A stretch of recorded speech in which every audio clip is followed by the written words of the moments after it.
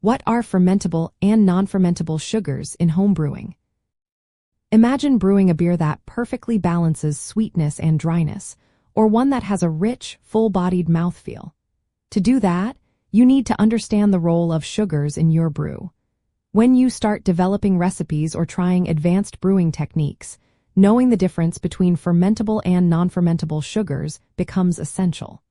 Fermentable sugars are the ones your yeast loves to eat. They are simple sugars or small chains of sugars that yeast enzymes can easily break down during fermentation. These sugars are responsible for creating alcohol and carbon dioxide, which carbonates your beer. Common fermentable sugars include glucose, which is a quick fermenter and fully converts into alcohol. Fructose, found in fruits and some adjuncts, is also fully fermentable. Sucrose or table sugar is a disaccharide made of glucose and fructose, and it ferments easily but can make your beer thinner if you add too much.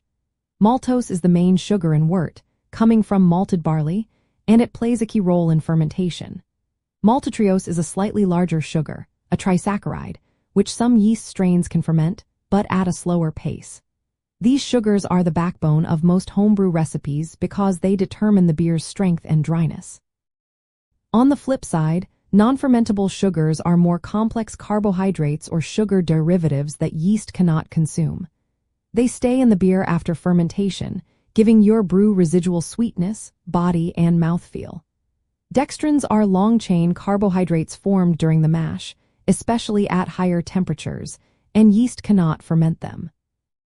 Lactose, a sugar from milk, is a popular non-fermentable sugar used in styles like milk stout to add sweetness and body without increasing alcohol.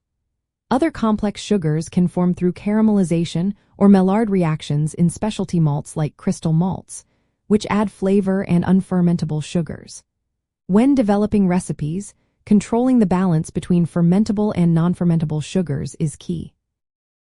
For example, higher mash temperatures produce more dextrins, resulting in a fuller, sweeter beer. Choosing different yeast strains affects how completely these sugars are fermented. Some yeast strains are better at fermenting maltotriose than others. Adding fermentable sugars like dextrose or sucrose can boost alcohol or carbonation, but be careful not to overdo it, or your beer might turn out thin. Using non-fermentable sugars like lactose allows you to create sweeter styles like milk stouts without raising the alcohol content. Mastering how to use these sugars gives you the ability to craft beers with specific characteristics, whether you want a dry, crisp finish or a sweet, full-bodied brew. It all comes down to understanding how these sugars behave during brewing and fermentation, and how they influence the final taste and mouthfeel of your beer.